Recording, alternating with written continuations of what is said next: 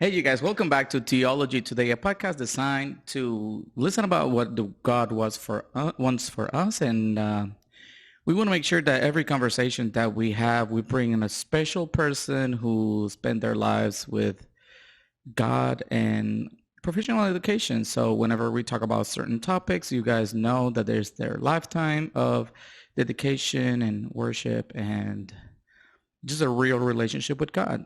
So whenever you listen to it, you'll be like, you're not wasting your time. So with us today, we have round two with an amazing professor, Dr. Ben Blackwell. Dr. Ben Blackwell, welcome back. Welcome Yeah, back. it's great to be back. So, wasn't that famous before, maybe a little bit more after the first round.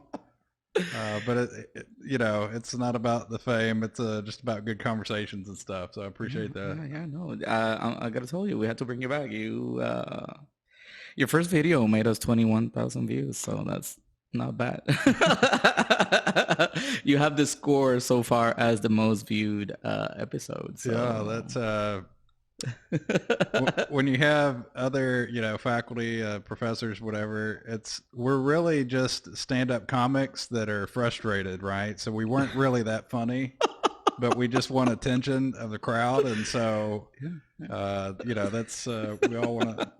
It's getting those likes or whatever. So rate my professors, right? We're all, yeah, yeah. those kind of things as Yeah, well. I'm telling you, it's really good. Oh, as usual, you're an amazing person with a lot of knowledge, and it's always a humbling experience to talk to you and have you, especially in my show, but most of all, like in our lives and whatnot.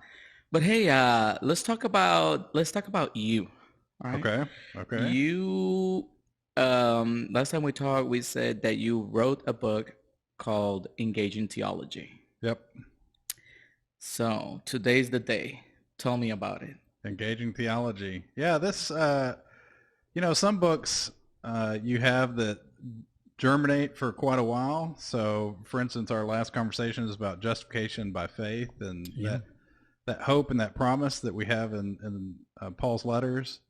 And that book has been germinating for about 10 years, whereas Engaging Theology was one that snuck up, I think, on Randy Hatchett and I, that we'd been teaching this class at HBU and just realized that some of what we were doing in the class is not out there in other textbooks. And Right. so didn't really fit kind of some of the contemporary experience that Christians have Mhm. in the church and of course in the classroom as well. And so it just kind of grew out of this need to fill that gap.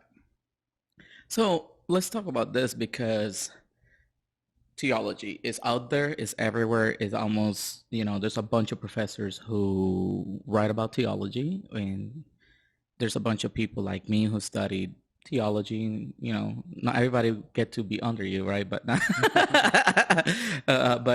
HBU guys, check that out. No, Yeah.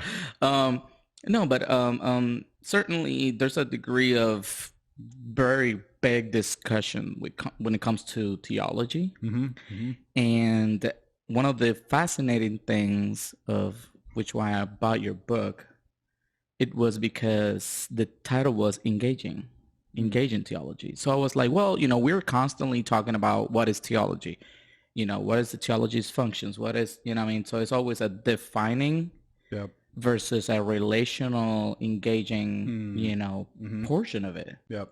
So what can you tell us about that? Yeah, that actually is behind um, my approach to theology in general. So let me take a step back. And Mm. one of the things, like, people ask, well, what's the nature of the book? And in a lot of ways, I describe it as the Bible Project meets systematic theology. So, the Bible Project, of course, they're trying to be interesting and engaging, but they also come with this basic premise that there's a unified story of the Bible that leads to Jesus. And with theology, so much of it is oftentimes just what I call propositional theology. Mm.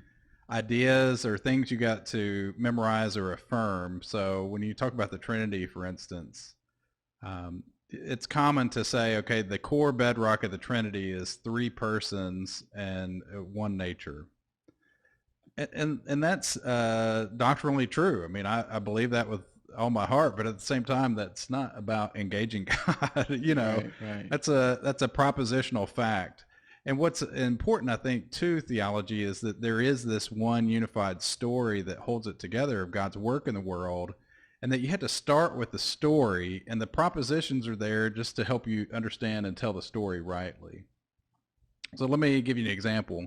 If I were to introduce myself to somebody and I said, hey, I'm a person and I've got a body and a soul. I'll be like, you're very weird. Okay. Because I have that too. Yeah.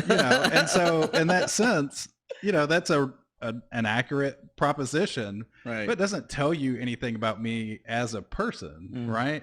I have a story of, born in Arkansas, lived most of my life in Texas, had this great experience of living in England for 5 years, and now here in Houston. And, that much more. I'm married and, I've got 2 kids, and that story is who I am. It's not that I'm just this philosophical proposition. Right. Now, if I don't have a body or if I don't have a soul, then I'm not a human. And, it's like I'm not living this story. And so I'd be a ghost or something else, right? And so the story wouldn't mean the same thing if that proposition wasn't true, but you don't lead with that proposition. And so behind our book was this sense that as I taught theology for, about a decade now here at HBU, I got the idea that students, when I would tell them the idea of kind of orthodox things about Jesus being fully God and fully human, it just was an idea. And in that sense that I could have just as well argued that Jesus had to have 6 fingers to save us, and they would have thought it's just as abstract an idea that's unrelated to the life. It doesn't make sense of the Bible. Right. It's irrelevant. In fact, in the first proposal for the book, the title was Orthodoxy, Who Cares?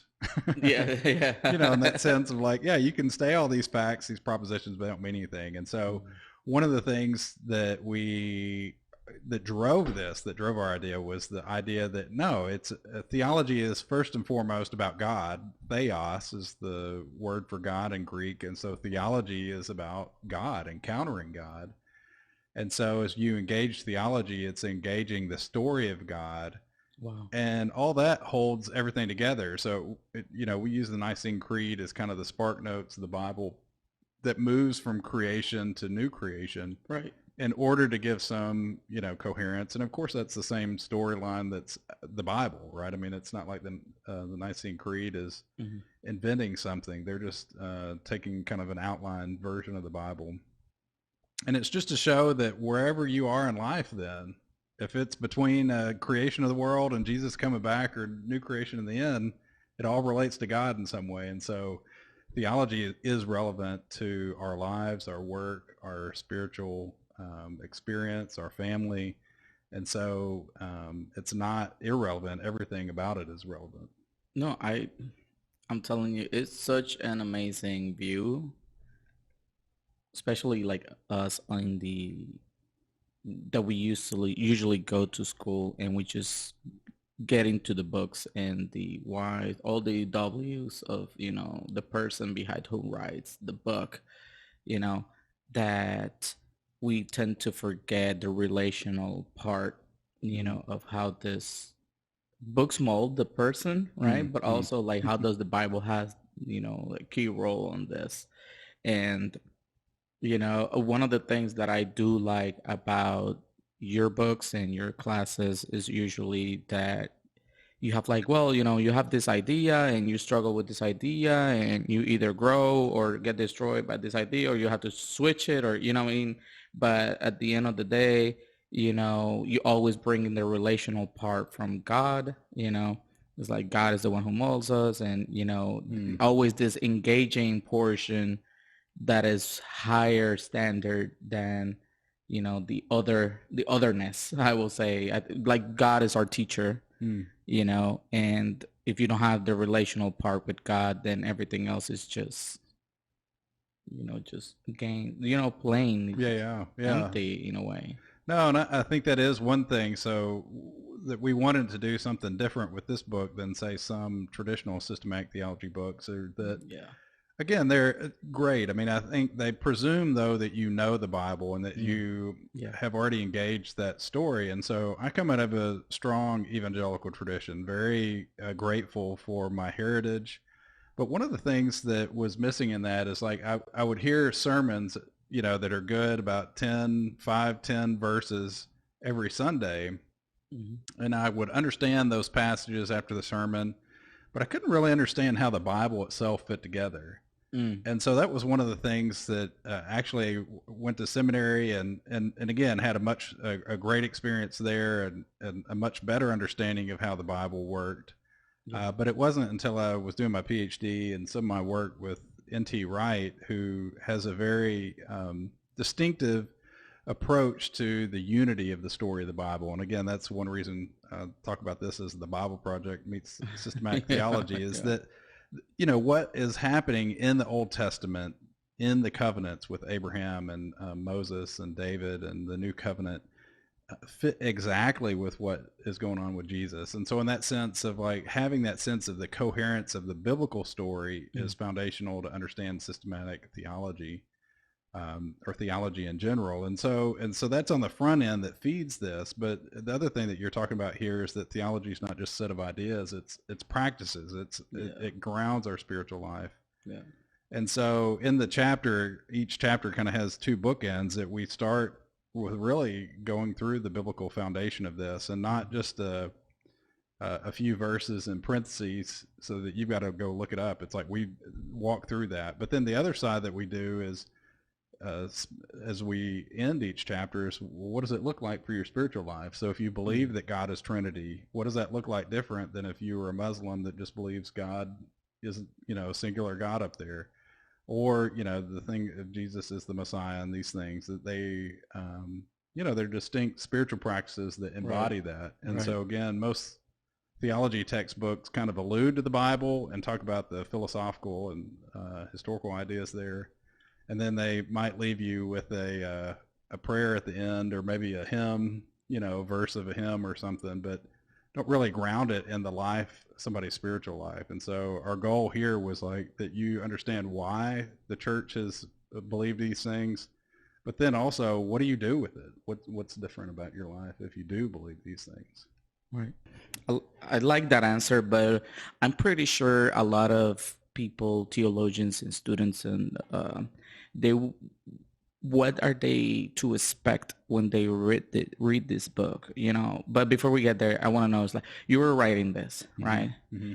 And what was the process that God had with you? What you learned from this process is what we want to know. Yeah, yeah. Well, I think it is so much of like, even as a professor of theology, you fall back into kind of the more academic ways of approaching these issues. And so instead of starting with the story, you default into, the propositions. And I think they're important, right? Again, I don't think we can do theology well without the propositions. But one of the things that really pushed me back here was like, no, we've got to do theology in a different way. And I've got to do theology, not just as for writing a book, but I've got to approach the way that I engage God in a more holistic manner. And so it's not just a set of ideas, but the practices that I do actually embody the ideas. One of the things, a great example here is my wife has been a Montessori school teacher, and my son went to that school when he was younger, and they play with these a set of cubes or blocks, sorry, and so they're color coded, and so when you put them together, they form a cube, and it looks it looks like blocks that 4 or 5 year olds put together and just so they'll do something interesting to build a cube. Well, what actually happens is that it embodies this polynomial algebraic equation. Right. and and the whole thing about theology, so often we look at it like you look at this big long algebra formula, that a squared plus 2ab, all that, and it doesn't mean anything to you. Right, But right. at the same time, if you see it embodied in these blocks that when they come together it makes a cube, you're like, oh, I understand what visually what that looks like, and that my practices help me understand that formula. And so often what happens in theology is we talk about these ideas, but we don't talk about the practices or the way that our worship embodies these. And so often that it's actually the inverse or the reverse in that sense of like our worship, our experience of the Spirit of Jesus actually is what gives us the foundational framework to understand what the Bible is talking about. And so you can't separate the practice from the ideas. And so much of like writing this forced me, I think, to really appreciate that in a way that I hadn't before. No, and one of the greatest and craziest thing about life, I think, is like as we gradually get older, we start seeing things in other lights. And as you have a family, you have your kids, you get exposed to this other additionalness that as a single person, I won't be able to see right now, right? Because you're exposed to it. You're you have to have a mentality and a vision higher because now you have to take care of kids and wives and all this stuff and how that relationship kind of entails, right? Okay. And all those additional little things. And I think theology is also kind of like that, right? When I was doing my bachelor degree at HBU, I was like, oh, what does this guy has to say about it, right? And what are the positive things that, or his writings that I think I needed? And it's like this little perspectives, each perspective of people. Every time I have to read somebody else, I have to examine him. Yeah. I have to put it through this kind of filter, right? Yep. And then the application to my life, right? Because knowledge is just knowledge if I don't use it, right? It just, I know it, but there's no practicality behind it, right? Yep. Unless you just want to sound smart, right? Right. But with this accent, where are we going? No, but yeah. So whenever you bring your life experiences, right, and you're talking about your wife, you're talking about your kid, you're talking about like how these cubes, are part of like this bigger thing. It forces me to go back to all my writings, all my readings, and how can they fit each other? Because when we read the Bible, we're looking like, well, everything matches, everything fits itself, everything, like the Old Testament points to the New Testament, the New Testament is pointing back to the Old Testament. So it's like this huge meta-narrative cube, right? Yeah. Right. And I'm pretty sure I will die and I'm not going to be able to get a hold of all of it. Yeah.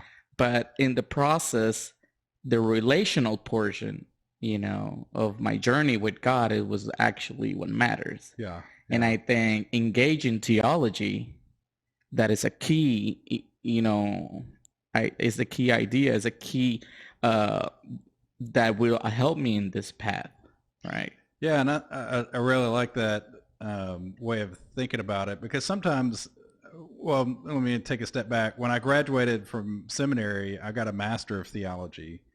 And I had a professor that would always say, when they give you that diploma that says Master of Theology, don't believe it. In the sense that don't believe that you can master theology.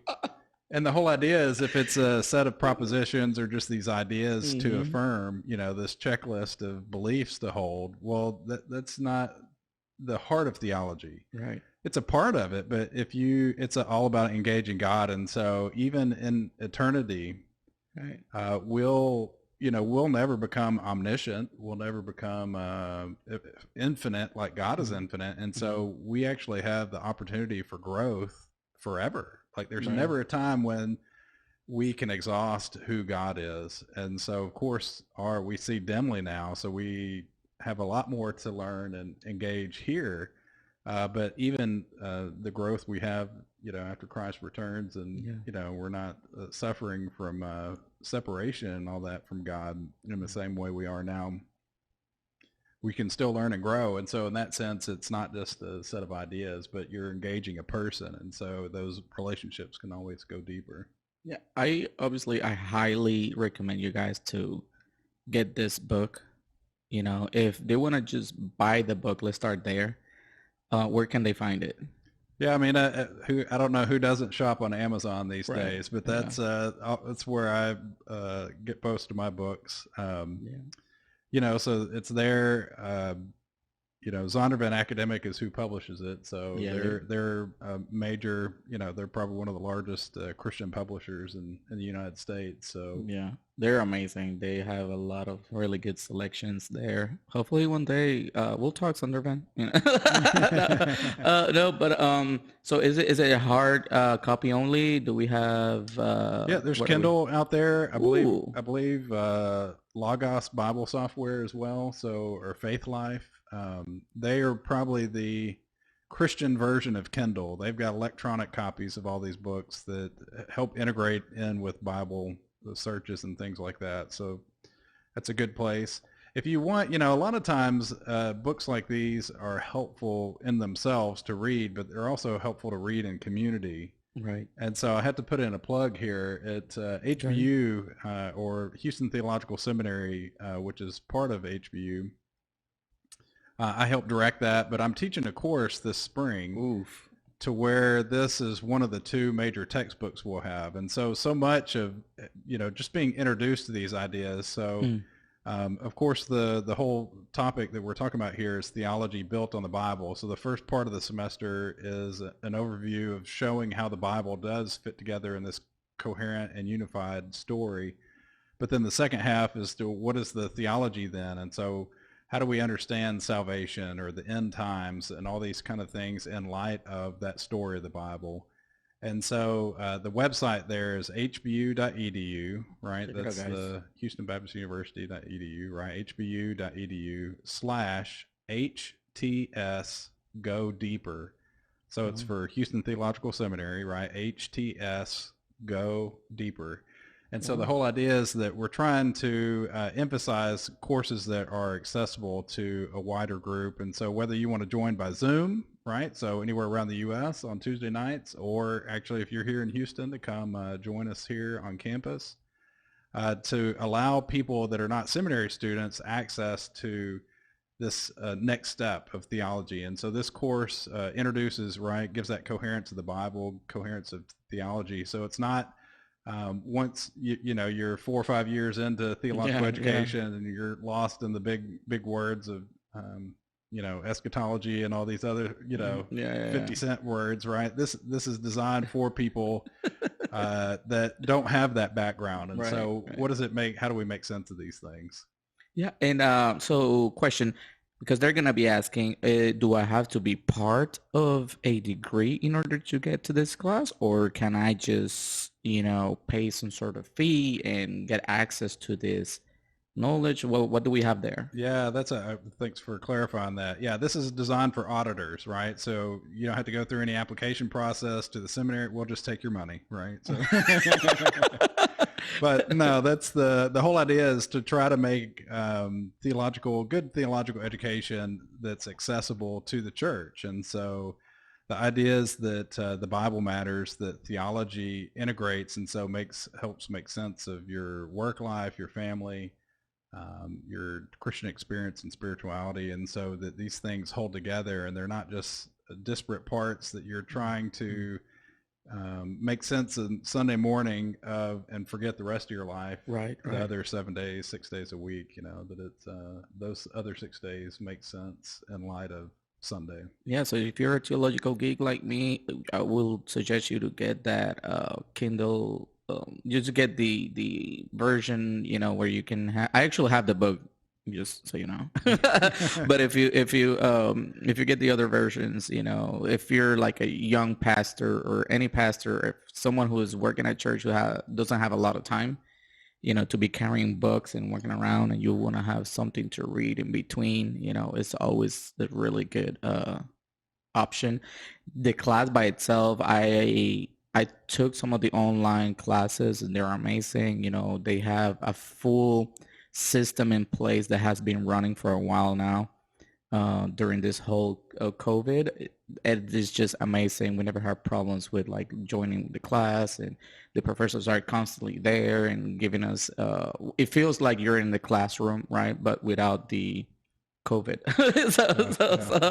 So that's just take advantage of that, and if you don't belong to the degree, get a hold of this amazing opportunity, that you pay just a couple $100 or whatever the amount is, and you'll be able to, participate in this amazing conversation, in this amazing topic of engaging theology. So, two questions, right? Okay. Question number one is, what is next for you? Okay. Right. We want to know, where Dr. Blackwell is heading, what's he doing, writing, reading, whatever, where's the latest and greatest of, your life. And, the question number two is if they want to get a hold of you either through email or I don't know if your Facebooks or what are the pages, where are you out there in the internet that people can know more about you? Yeah. So as far as what's next, still trying to finish this justification book. I'm right at the very end, the last chapter that I'm putting together. And then of course it's a large process of editing it. I'm actually getting into thinking about the project that's after this is, the whole idea of justification has to do with salvation. What is God doing to fix the human problems? And starting to push out into the idea of, well, what does it look like when there's other alternative forms of salvation? So particularly in the medical or technical field of, there's this world called transhumanism to where a movement of incorporating technology, so whether bionic arms or bodies or even uploading our brain to computers, in this sense of trying to find immortality through technology. And so some of it I think is actually quite promising. I mean, it's just had two family members die and both of them had dementia. I mean, it's a difficult thing to see the ravages of death and these medical problems. And so to see some of that hope, but also to balance it with the true hope as well of Christ's return and the hope of resurrection. And so looking into some of that more scientific stuff, so a little bit less, abstract in some way, but not just 2,000 years, so hopefully a little bit more current conversation. So that's on my brain now. Yeah. As far as how to connect with me, so Twitter is probably my most public space. Ben Awesome. C. Blackwell, and I guess I have a Facebook profile, but it languishes from any attention. So I only go there if somebody reminds me or tells me that somebody's commented, but not that great. But yeah, always happy to entertain questions by individual people and stuff. And of course, with this class, the big story of Scripture and the big ideas of theology that I'm doing in the spring. One of the big things that we're doing is that it's live, it's Zoom, and it's going to be curated so that whatever questions you have there, like if you have specific questions about Bible and theology, it's not going to be just you watching me teach other people. We're specifically designing aspects to where the listening audience can participate and get your questions answered. And so in that sense, like if you want that more kind of it's not going to be one-on-one in that sense, but at least a personal connection there to where, as we're going through things, that you have the more interactive in a way. Yeah. Yep. Yeah. I mean, you guys always are good with logistics and operations, so it's always a blessing to be able to take classes with y'all. So I'm really excited about this class. I'm really excited about your book. I'm gonna say it again. If you guys are interested, just go to hbu.edu. Yep. And then it's /HTS Go Deeper. So HTS Go Deeper. So if you want to go deeper, go to Houston Baptist University and check obviously all that good stuff over there. If there's something else you want to say before we end our episode, there's, I don't know, if you want, I don't know, it's whatever you want, Yeah, let's see. I don't know that I have any words of wisdom that are striking me now, but it could be whatever. You could say a joke. You could say whatever you want. you know. Yeah, the worst thing is I can never remember any jokes. It's famous that my kids who are now in high school and college tell me the same jokes they've been telling me for the past 10 years, and unfortunately the punchline still land, So it's No, it's okay. It's okay. but no, it's a pleasure to be back. I mean, Awesome. Excited about your ministry that's Yeah. kicking off here. I don't know if you've revealed it to the world what's next for you, but Well, it'll come soon, you guys. We're gonna have to have some conversation on the podcast coming soon. I don't wanna say anything yet. But just stay tuned and listening. Anyway, Dr. Blackwell is such an amazing, extremely humbling experience to have you here, and we always want you here. So if you could be every week, just kidding. But it's always, our doors are always open for you, your knowledge and your friendship. And thank you very much for everything, for sure. Oh, you guys, I think I have more than one copy of this book. So if you write a comment, maybe one of you guys will get a free book from me. So I'll for sure will gift one of his books to you guys. So there's just gonna be one person, because if all 21,000 of you write something, I will I will go bankrupt. So actually, I have a way for everybody to get a free copy. We've made it so if you sign up for this course, the big story of Scripture, the big ideas of theology that's based around this book, we're giving free copies to everybody that signs up for that before January 1st. So wow. So basically it's a 15-20% discount on the class. So wow, you guys take advantage of that for sure. Okay, so I will thank you for listening. Of course, we are as usually on YouTube.